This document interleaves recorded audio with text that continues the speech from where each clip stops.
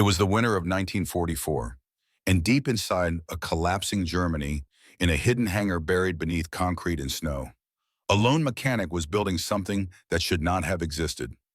The Allies were closing in, cities were in ruins, fuel was running out, but in that chaos, one man refused to stop creating. He wasn't a general or a scientist. He was an engineer, an ordinary man with oil on his hands, fire in his mind, and a dream so far beyond his time that even his own commanders called him mad. His name was Hans von Ohain, and before the war ended, he would design a jet engine that almost broke the sound barrier, a machine that could have changed the sky itself. This is the story of the mad mechanic who tried to defy physics, war, and fate itself, and came terrifyingly close. Germany, 1939. Factories roared like thunder. The world was on the edge of another war. In the middle of that storm stood a young engineer named Hans von Ohain, quiet, precise, and endlessly curious. He wasn't a soldier. He didn't crave power or glory. What he wanted was speed. He dreamed of flight without propellers, of engines that breathed fire and pulled aircraft faster than sound itself. But when he brought his idea to the Air Ministry, a design for something called a turbojet, they laughed. It was too unstable, too expensive, too mad. The world still believed in propellers and piston engines. Jet power was a fantasy, but Ohain didn't stop. In a small workshop in Göttingen, working by lamplight and fear, he began to build his dream out of scrap. Sheet metal, scavenged parts, broken turbines, anything he could find. The sound of his tests would shake the night, a low, haunting roar that echoed through empty streets like the future trying to be born. His neighbors thought it was another air raid. It wasn't. It was history screaming to break free. When war came, the military suddenly took notice. The Luftwaffe was desperate for anything that could give them an edge. By 1941, Hans's experimental jet engine was mounted under the wings of a prototype called the Heinkel He-178, the world's first jet-powered aircraft. On a cold morning, it lifted off the runway and climbed into the clouds, silently, smoothly, faster than anything before it. For a moment, the sky belonged to him, but the victory was short. The brass wanted results, weapons, not dream. Means they demanded faster designs, deadlier engines, impossible numbers. Ohain's early jets were revolutionary but fragile. They overheated, stalled, exploded without warning. He was told to abandon his designs and hand them to other teams. Instead, he made a promise to himself. He would build a new engine, smaller, lighter, faster, a jet that could break the wall of sound. The Allied bombings began soon after. Night after night, his factories burned. His colleagues fled or were killed. But in an underground bunker near Stuttgart, surrounded by smoke and rubble, Ohain kept going. Every test became a prayer. Every failure, a whisper that he was running out of time. Yet when others saw ruin, he saw freedom. Because in destruction, he could experiment without permission. No one cared anymore what he built, as long as it worked. He started with pieces of wrecked aircraft, fusing them into a single engine core. The roar was deafening, the heat unbearable. Fuel lines burst, steel melted, bolts sheared off like paper. But when he saw the pressure gauge climb, past safety, past logic, his heart didn't fear it. It raced with the knowledge that the machine was alive. That winter, as German forces collapsed on all fronts, a rumor spread through the Luftwaffe. A mechanic had built a jet engine that could go faster than any aircraft alive. Faster, maybe, than sound itself. Pilots called it the ghost engine. Scientists called it impossible. But deep beneath the ruins, Ohain had already heard it scream. The bunker smelled of burnt metal and oil. Every corner echoed with the hiss of cooling steel and the uneven thump of tools against broken engines. It was 1944. Germany's empire was collapsing in flames, but Hans von Ohain was still chasing ghosts in the dark. His colleagues thought he'd lost his mind. The Reich was starving for fuel, soldiers were freezing on the Eastern Front, and Allied bombers owned the skies. Yet somewhere under a mountain near Stuttgart, Ohain was still designing engines that no pilot would ever fly. He called his latest prototype Luftstromgerät F-12. To the few engineers who still followed him, it was an obsession born of madness. A jet core so small and so efficient that, on paper, it could exceed Mach 1. That number, the speed of sound, was a myth among aviators, a limit whispered with awe. The sound barrier, they called it, as if the air itself refused to let men through. Every time he tested his machine, the bunker became a storm. The air would turn to fire. Bolts rattled loose from the walls. The roar of the engine wasn't just noise, it was a scream from another century, something that didn't belong to the world of propellers and piston rods. Engineers from the Luftwaffe's technical office visited once. Drawn by rumors of impossible speed, they watched as O'Hine's small team fueled the test stand. One man, half blind from an earlier explosion, muttered a warning. "If this goes wrong, we'll melt the floor." O'Hine only nodded. When he hit the ignition, the bunker shook. The engine howled to life, a streak of blue flame slicing through the smoke. The sound climbed higher, a banshee's wail rising past every normal limit of power. Then the gauge flickered red. 890 kilometers per hour, 940. The observers froze. No propeller-driven aircraft had ever touched such speed. The metal began to glow white. The noise turned into a shriek, not heard, but felt, like thunder trapped inside your bones. And then, silence. The power cut out. A blade had shattered, ripping through the chamber. The walls dripped molten alloy. No one spoke for several seconds. One man finally whispered, "He's trying to outrun God." But O'Hine didn't smile. He was terrified, not of the failure, but of the success. Because for a moment, just before the engine died, the pressure gauge had leapt past 1.02 Mach. For a heartbeat, he might have done it. He might have made the world's first supersonic jet engine. Yet there was no celebration, no applause. The war was ending. The Reich's resources were gone. His project wasn't sanctioned by command. It was hidden, unofficial, and, if discovered, would be scrapped for parts or seized by the SS. So O'Hine buried the test records. He dismantled the prototype piece by piece and smuggled the remains into storage crates marked for civilian research. Only a handful of people ever saw it run. Outside the bunker, the sky was filled with contrails, Allied bombers in perfect formation, blotting out the sun. The roar of their engines drowned the world. O'Hine would look up sometimes, his hands black with grease, and realize he had built something more powerful than all of them combined, but too late for it to matter. His country had turned genius into destruction. His work, born from the dream of peaceful flight, was being twisted into the machinery of death. He began to wonder if the sound barrier wasn't a wall in the sky, but something inside the human soul, a point where invention could no longer outrun morality. Still, he couldn't stop. Each night he returned to his bench, the walls trembling from distant artillery. He could hear the front approaching, the muffled thunder of tanks, the crack of collapsing bridges.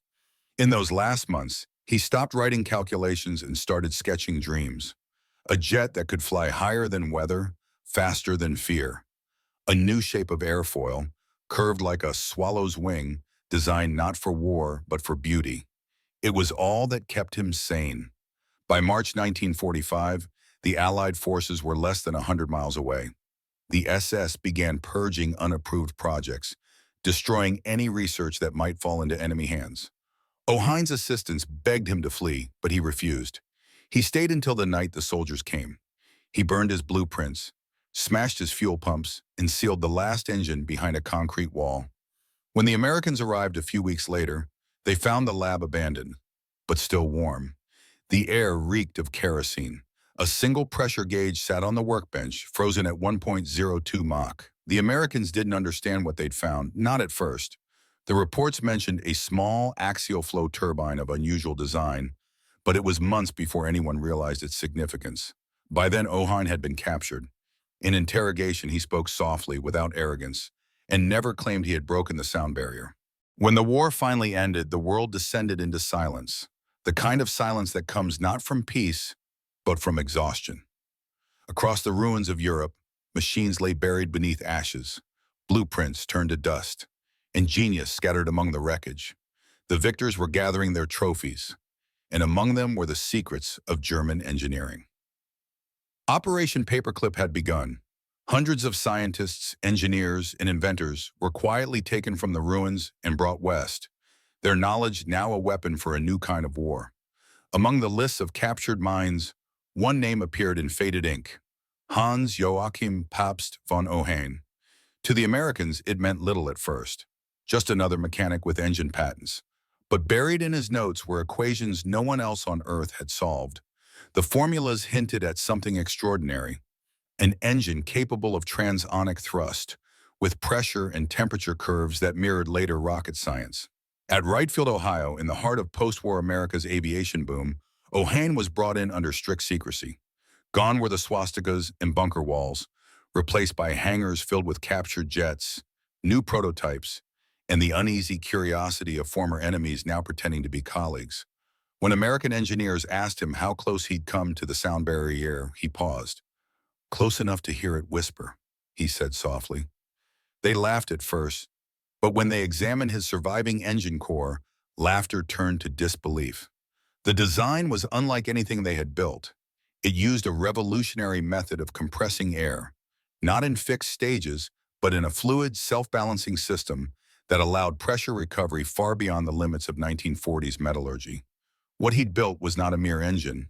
It was a vision, one that foreshadowed the jet age before the jet age had even begun. But now there was a new race. The Cold War had begun to take shape, and both sides were desperate to conquer the sky again. Not with bombs this time, but with speed. America had the Bell Aircraft Company working on an experimental rocket plane, the X-1, piloted by a man named Chuck Yeager. The Soviet Union had captured other German jet scientists, racing to outdo the West with designs like the MiG series. And Hans von Ohain, once the mad mechanic in a burning Reich, now found himself part of a secret American team racing to break the sound barrier for real. It was a strange twist of fate. The man who built a jet for Hitler, now helping the Allies outrun the limits of nature itself. He worked quietly, without recognition, studying metals that could survive the heat of Mach 1 flight, calculating stresses that would tear lesser planes apart. The laboratory smelled the same: kerosene, sweat, and steel. The sound of turbines roaring to life still made his heart race. But there was one difference now. He no longer feared the men above him. There were no SS officers watching from the shadows, no soldiers demanding miracles for war. There was only science in the sky. When the Bell X-1 finally took off in October 1947, Yeager strapped himself into a rocket-shaped bullet, his cockpit trembling from vibration. As the aircraft climbed past 40,000 feet, the air pressure thickened into a wall, the invisible barrier that every pilot had feared. Then, with a sudden shockwave, the wall broke. The boom echoed across the desert. Humanity had crossed the sound barrier. In that moment, the world celebrated Yeager, and rightly so. But in a quiet corner of a laboratory, Hans von Ohain stood watching the reports on a flickering television. He said nothing. His hands were clasped behind his back, his eyes fixed on the sonic wave forming around the plane in slow-motion film. He had once drawn that same curve, on paper, in a bunker, surrounded by war. He didn't smile. He didn't need to, because he knew what it meant. The future had arrived, just as he dreamed it. Still, something inside him ached. His engine had been lost to time, his name hidden in classified archives. His greatest achievement, that faint, fleeting moment when he'd almost broken the sound barrier in 1944, would never appear in the textbooks. History had chosen its heroes, and he wasn't one of them. Yet even without recognition, he kept working. For decades, he would help develop cleaner, quieter, more stable jet engines, designs that would one day power commercial airliners instead of bombers. He often told his students, "We didn't invent the jet to win wars. We invented it to win the sky." But the past never truly leaves a man like him. Sometimes, late at night, he would hear the roar of that lost engine, the V-12 prototype screaming in the dark, echoing through the years like a ghost. He once admitted to a colleague, "It was alive, you know. That sound, it wasn't mechanical, it was human, it wanted to fly." By the 1960s, the age of jets had arrived in full glory. The world's skies thundered with engines born from dreams once dismissed as madness. Silver wings crossed continents in hours. Supersonic fighters clawed into the stratosphere. Airports became temples of modernity, their runways lit like arteries of a new civilization. Yet in this bright new world of progress, one name was missing. The man whose vision had made it all possible. Hans von Ohain had become a quiet ghost, a professor in the United States, teaching students who had no idea that their gray-haired mentor was the first to make a jet scream to life. His past, once tied to a regime that history wanted to forget, had been deliberately buried under the polite silence of the post-war order. The Allies had written their version of history, and in that story, innovation had come only from freedom, never from the ashes of tyranny. To remember the German origins of the jet was to acknowledge that genius could bloom in the darkest places, a truth too uncomfortable for victory's narrative. So Ohain faded into the margins, uncredited, uncelebrated, his legacy dismantled piece by piece, like the engine he had once hidden behind concrete walls. Yet history has a strange way of whispering to those who listen. In 1967, a team of aviation historians from the Smithsonian Air and Space Museum began reviewing declassified German documents. Among them were fragments of notes, pressure diagrams, and fuel flow tests dated early 1944. The numbers were wrong, impossibly advanced for the time. One engineer staring at the figures muttered, "This can't be pre-war data." But it was. Cross-referenced with surviving Heinkel archives, the material pointed to an unnamed engineer, a mechanic from Stuttgart, who had supervised a classified propulsion test that allegedly exceeded Mach 1 under controlled conditions. The name von Ohain appeared only once, scrawled in the margin of a destroyed logbook. That discovery sent ripples through the aviation community. Quietly, historians began asking questions. Could Germany have neared supersonic flight before the war ended? If so, who had built the engine that almost achieved the impossible? For Ohain, the attention came too late to matter. By then, he had long stopped caring about fame. But his colleagues noticed something in him change. When a journalist from an American aviation journal finally asked him, point blank, whether he had broken the sound barrier before Jaeger, Ohain smiled faintly and replied, "It was not about breaking anything. It was about understanding what could be." That single line, printed in small letters at the bottom of the interview, caught fire among engineers around the world. It became a kind of unofficial motto among those who dreamed of flight, a reminder that progress was never born from destruction, but from curiosity. As the decades passed, fragments of his lost work resurfaced. In a sealed vault in Bavaria, an Allied research team uncovered a set of turbine blades forged from an alloy thought impossible to produce in the 1940s. Precisely the kind of material needed to survive supersonic heat stress. In 1978, a British historian visiting the archives of Heinkel AE found a photograph of a dismantled test stand, half melted, with a caption reading only, "Bunker 12, December 1944, last test of V-12 unit." It showed the unmistakable silhouette of a compact axial turbine, years ahead of its time. By then, the legend of the mad mechanic had already taken root among aviation circles. Some believed it was myth. Others insisted that Ohain had indeed crossed Mach 1 for a fraction of a second before the engine tore itself apart. But whether myth or truth, one thing was undeniable. The technology he created had changed the destiny of flight.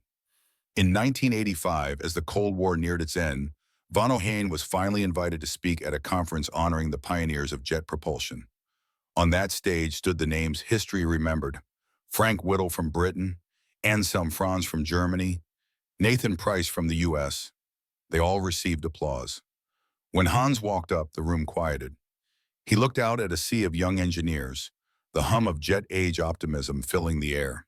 His voice was calm, almost fragile, but his words carried the weight of an era. "I built an engine once," he said, "not for a flag, but for a future I would never see. We dreamed of a world where speed meant understanding, not conquest." But history chose differently. The hall remained silent long after he stepped down. There was no award for him that night, just the long overdue sound of human respect. Even as he aged, the memories of the war haunted him. The faces of the men who'd worked beside him, young, brilliant, many dead before 30, flickered like ghosts in his mind. He often said the hardest part of invention wasn't the failure of machines, but the failure of humanity to use them wisely. Time has a way of turning thunder into whispers. Decades after the roar of Hans von Ohain's engines faded into history, the echoes of his work still ripple through every horizon we cross. The modern sky, that blue ocean above cities, oceans, and continents, hums with the legacy of men like him, dreamers who dared to challenge the impossible. Today, when a jet takes off, when its turbines scream and its wings slice through cloud and sound alike, we hear the faintest ghost of that hidden bunker in 1944, a moment when one man's faith in creation survived the collapse of a world. And yet, it is not just a sound we inherit, it is a question. What drives a man to build when everything around him is being destroyed? What kind of hope burns bright enough to survive fire, ruin, and moral collapse? Ohain's courage was not the kind worn on medals or carved into statues. It was quieter, more fragile, the courage to keep believing in beauty when surrounded by death. He lived in a time when invention was a weapon, when the brilliance of human creativity was twisted into the machinery of annihilation. And yet, in that abyss, he built something that belonged to the future. He once told a student, "Every machine has two destinies, one it is made for and one it deserves." His jet deserved the sky, not the battlefield. That belief, simple and stubborn, became his rebellion against the world's madness. When others surrendered to destruction, he built. When orders told him to stop, he continued. That was his defiance. Not against nations, but against despair itself. The irony of Hans von Ohain's life is that his genius was both a gift and a burden. He gave humanity the power to transcend distance, to rise above the limits of gravity, but also the means to destroy more swiftly than ever before. He saw both futures unfold in his lifetime. The same principles that powered his first jet would one day drive the engines of peace and the engines of war, the airplanes that brought families together and the bombers that leveled cities. And in that terrible symmetry lies the truth of human invention, that every act of creation carries the shadow of its misuse. For Ohain, that duality was the wound he never escaped. His was not just a story of science, it was a moral crucible. He had built the future before the world was ready to deserve it. Yet there was redemption in his persistence. After the war, as the world rebuilt itself from ashes, his work took on new meaning.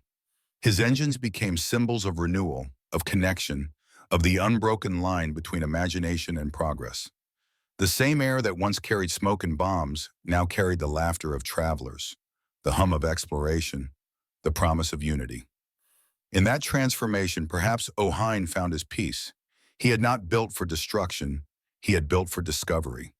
The world simply took longer to understand, and maybe that is the nature of every visionary, to walk ahead of their time, unseen, uncelebrated, but carrying the torch that lights the way for those who come after. In his later years, when asked what invention meant to him, Hans answered in a way few expected. And he said, "Invention," he said, "is the act of forgiveness." He explained that when humanity creates, it forgives itself, for war, for ignorance, for fear. Because in creation, we admit that we can still build something better than ourselves. It was a line spoken without bitterness, without pride, only quiet truth. And it reveals why his story endures long after the history books forgot his name. Because he was not just building machines, he was rebuilding faith. Faith in progress, in curiosity, in the human capacity to dream even when surrounded by ruin. That kind of courage, the courage to imagine a better world, is rarer than any medal and more enduring than any victory. When we look at the contrails streaking across the sunset, we are watching his legacy in motion. Every shimmering arc across the sky is a reminder that the limits of the possible were once broken by hands that trembled, by minds that doubted, by people who risked everything not for glory, but for belief.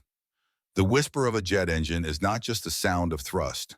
It is the sound of defiance, of perseverance, of human will against the gravity of fear.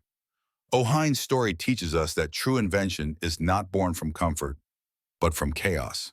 not from power, but from purpose.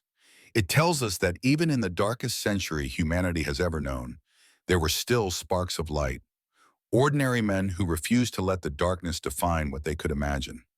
The mad mechanic who built a jet faster than sound in 1944 never saw his dream fly under his own name. But maybe that's the point. The greatest legacies are not owned, they are inherited. They live on in the hands of every builder, every pilot, every dreamer who believes that imagination can lift humanity higher than its own destruction. There is a moment in every great life when silence speaks louder than triumph. For Hans von Ohain, that silence came not in the war's final days, nor in the applause of post-war conferences, but in the quiet of his final years, when the world he had helped create thundered endlessly overhead, and yet so few remembered the hands that had shaped its sound. He lived long enough to see his invention evolve into forms that seemed like science fiction: stealth jets invisible to radar, engines that could lift metal machines into space. And still in his heart, he remained the same young engineer standing before a trembling machine in a bunker, holding his breath as the air around him shook with the roar of possibility. The years had carved lines into his face, but the fire behind his eyes had not dimmed. He once told a student who asked him whether he still dreamed of flight, "Every night, and sometimes when I wake, I can still smell the fuel." It was not nostalgia, it was remembrance, the deep, unshakable bond between a creator and his creation. As the world celebrated supersonic passenger jets like the Concorde and watched astronauts leave Earth behind, Ohain watched with a quiet understanding that few shared. He knew what such progress cost. Every technological victory carried the weight of invisible sacrifices. The men lost in experiments, the dreams shattered by politics, the moments when discovery stood on the knife's edge between wonder and ruin. He once said to a colleague at the University of Dayton, "Every advance is written in the language of failure first." And he would know, because his greatest success had been born in the ruins of a world tearing itself apart. For him, speed had never been the goal. Understanding had. To know the limits of the sky was to know the limits of ourselves, and then to find a way to transcend both. That was the essence of his life's work. In his later years, Hans became more philosopher than engineer. His lectures drifted beyond equations into questions about ethics and the soul of invention. The jet engine, he told a room full of young students in 1989, is not about thrust. It is about continuity, about never letting human imagination stand still. His audience listened in silence as he described how every blade in a turbine sang a different note, how the harmony of motion reflected the harmony of purpose. He taught them that technology was not separate from morality, that every great invention demanded its own conscience. When you build, he said, you build twice, once in metal and once in meaning. The students didn't know then that they were hearing the confession of a man who had carried both the glory and the guilt of creation for half a century. Yet, the world began to rediscover him in small, unexpected ways. Historians writing about the dawn of the jet age began to find his fingerprints everywhere, in archives, in patents, in footnotes. They realized that the story of modern aviation had been incomplete without him. And slowly, the myth of the mad mechanic became the legend of the visionary. The narrative shifted, no longer a German scientist lost in the wreckage of war, but a man who had glimpsed the future too early and paid for it with anonymity. Documentaries began to feature his image, a reserved figure in glasses standing beside the Heinkel He-178, unaware that he was witnessing the birth of the age of speed. Letters from aviation enthusiasts began to arrive at his university, addressed simply, "To the man who built the first breath of the modern world." But Ohain never sought vindication. He often said that history was just another kind of engine, driven by momentum, shaped by pressure, and ultimately dependent on balance. Recognition, he once told a journalist, is not the reward of invention. The reward is that it works. And when he spoke of that first flight, that fragile, trembling moment when the A-178 left the ground in 1939, he described it not as a victory, but as an awakening. It was the first time, he said, that I felt what the future would sound like. That sound, that rising scream of compressed air and fire, would echo through his life forever. He called it the voice of tomorrow. By the 1990s, as he neared the end of his life, The world had changed beyond recognition. The Berlin Wall had fallen. The nations that once turned his ideas into weapons were now building international space stations together.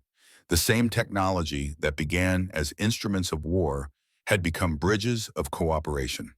Commercial jets connected continents. Cargo planes carried food where there had once been famine. The very thing that had once divided humanity, flight, was now stitching it together. To those who visited him, it seemed poetic. Your engine united the world, one student told him during his final year of teaching. O'Hine smiled faintly and answered, then perhaps it has finally found its purpose.